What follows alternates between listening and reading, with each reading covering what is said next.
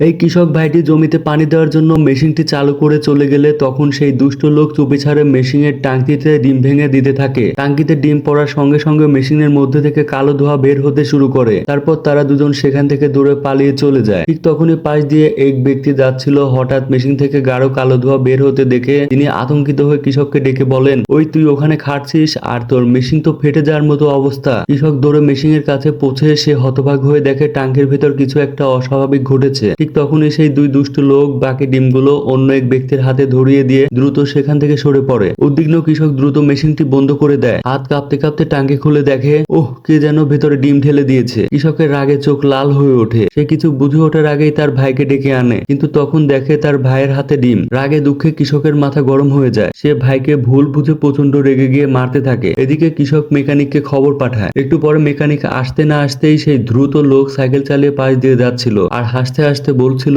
দেখেছিস আমি কি করেছি? মাত্র 500 টাকা খরচ করে এখন 25,000 টাকা ইনকাম করব। এই সময় মেকানিক দুজন মেশিন ঠিক করতে আসলে কৃষকের ভাইটি তখন তাদের দেখে আসল ঘটনা তার ভাইকে বলে দেয়। তখন কৃষক তাদের ধরে মারতে থাকে।